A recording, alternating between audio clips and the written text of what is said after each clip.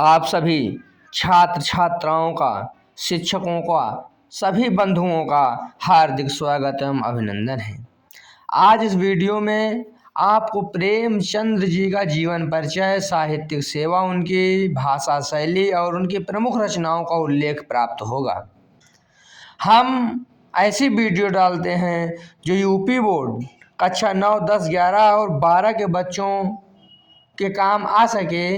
इसके साथ साथ कोई भी पाठक पढ़ना चाहता हो उसको प्रेमचंद्र का अर्थात सभी लेखकों व कवियों का जीवन परिचय प्राप्त हो जाएगा और कोई भी पाठक यहाँ से पढ़ सकता है, सभी के लिए है। प्रेमचंद्र का जन्म वाराणसी जिले के लमही ग्राम में 1880 ईस्वी में हुआ था। इन्होंने बीए तक की शिक्षा ग्रहण किया। प्रेमचंद्र का बचपन कठिनाइयों में व्यतीत हुआ। जीवन की विषम परिस्थितियों में भी उनका अध्ययन क्रम चलता रहा, यानी पढ़ाई का क्रम चलता रहा। उन्होंने उर्दू का भी विशेष ज्ञान प्राप्त किया। जीवन संघर्ष में जूझते हुए वह एक काशी के विद्यापीठ में अध्यापक भी रहे।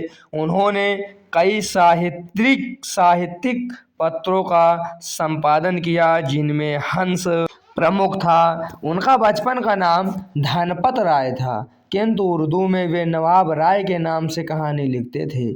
उनके कृतित्व में यानी उनकी रचनाओं में जीवन सत्य का आदर्श रूप उभर कर आया है।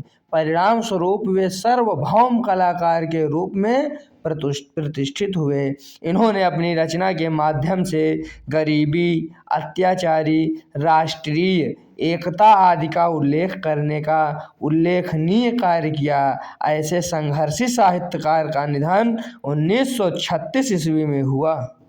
अब यहाँ कुछ शब्द जो हैं कठिन आ गए हैं, तो इनका अर्थ जान लेते हैं। जैसे सार्वभौम कलाकार हो गया, तो सार्वभौम माने यानी संपूर्ण पृथ्वी के लिए। सार्वभौम का शाब्दिक अर्थ संपूर्ण पृथ्वी होता है, यानी सभी के लिए अच्छे कलाकार हुए।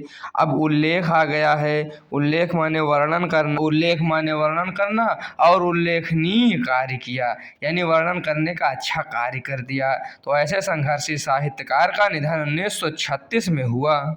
तो इस प्रकार हम प्रेमचंद जी का जीवन परिचय फेयर में कंप्लीट कर लेंगे। हम यूपी बोर्ड के हैं, तो इस ढंग से लिखिए और पढ़िए। चाहे जिस क्लास में आप पढ़ते हों, इस ढंग से लिखिए और पढ़िए, आपका नंबर कभी भी कट ही नहीं सकता है।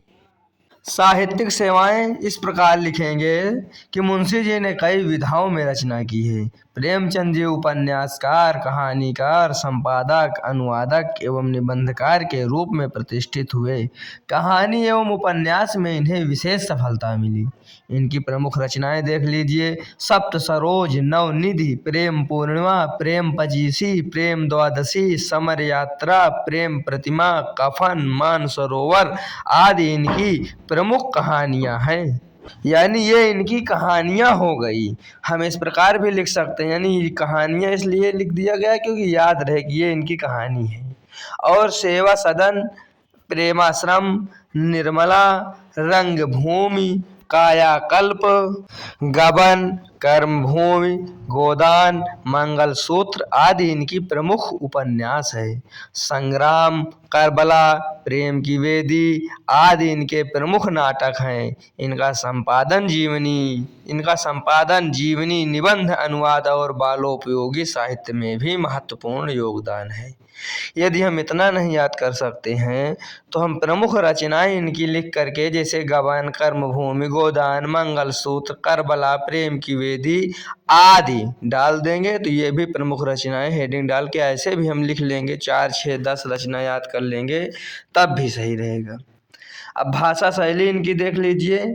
प्रेमचंद्र की भाषा अत्यंत सरल, सहज, मुहावरेदार और आम बोलचाल की हिंदुस्तानी, हिंदू उर्दू मिश्रित यानी जो हिंदी भी हो, उर्दू भी मिश्रित बोली जाती है ना, है। उन्होंने खड़ी बोली को साहित्यिक रूप प्रदान करते हुए उसमें आवश्यकता अनुसार तत्सम तद्भव उर्दू, फारसी और देशज शब्दों का अद्भुत मिश्रण किया है। उनकी भाषा भावपूर्ण, सजीव और पात्रों के अनुकूल होती है, जो पाठक के मन पर गहरा प्रभाव डालती है। इस प्रकार इनका जीवन परिचय हो गया, भाषा शैली, साहित्यिक सेवाएं आदि सब कुछ हो गया है। इसको समझने का विषय है। और आप सभी को बहुत बहुत धन्यवाद।